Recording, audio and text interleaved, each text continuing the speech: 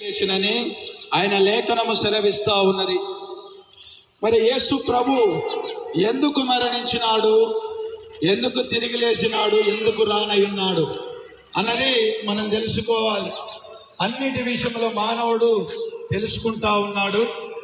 మానవుడు పాపములో మరణిస్తున్నాడని యేసుక్రీస్తు లోకానికి వచ్చి మానవుని యొక్క పాపముల నిమిత్తమే మరణించినాడు.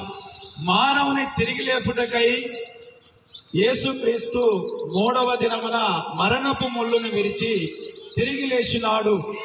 మరలా ఎందుకు వస్తున్నాడంటే మానవులందరినీ తీసుకొని వెళ్ళడానికి, పరలోకంలో చేర్చుటకై మరలా వస్తా ఉన్నాడు. కాబట్టి మానవుని ప్రేమించి యేసుక్రీస్తు ఈ లోకానికి వచ్చి మరణించి తిరిగి లేచి తిరిగి రానయున్న ప్రభు అయి ఉన్నాడు. కాబట్టి సహోదరుడా, సహోదరి, మన విషయములు, మన పాప విషయములు ఎవరు ఆలోచించరు కానీ దేవుడు ఆలోచించినాడు. మనము తప్పు చేస్తే జైలుకు మనమే వెళ్ళాలి. మన తండ్రి వెళ్ళడు, మన తల్లి వెళ్ళదు, మన బంధువులు వెళ్ళరు, ఎవరు వెళ్ళరు.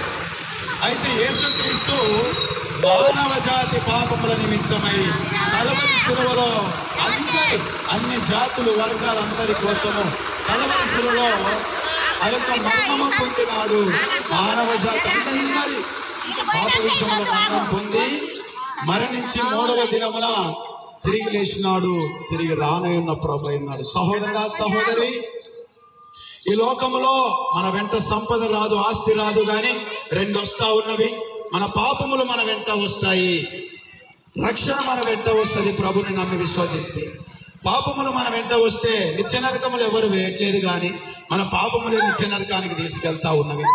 రక్షణ ప్రభునందు విశ్వాసం ఉంచితే ఆయన పరలోకంలోనికి తీసుకెళ్తా ఉన్నాడు. కాబట్టి ప్రాణం ఉండగానే ప్రభు నమ్ముకొని, ఈ ప్రాణం ఉండగానే మారు మనసు పొంది జీవితాన్ని మార్చుకో, ప్రభుని నమ్ముకో, నీ ఆత్మ విషయంలో ఆలోచించి రక్షణ పొందమని ప్రభు పేరిట వేడుకుంటూ ఈ మాటలు ముగిస్తున్నాను. ఆమేన్. కృపగల తండ్రి, దయగల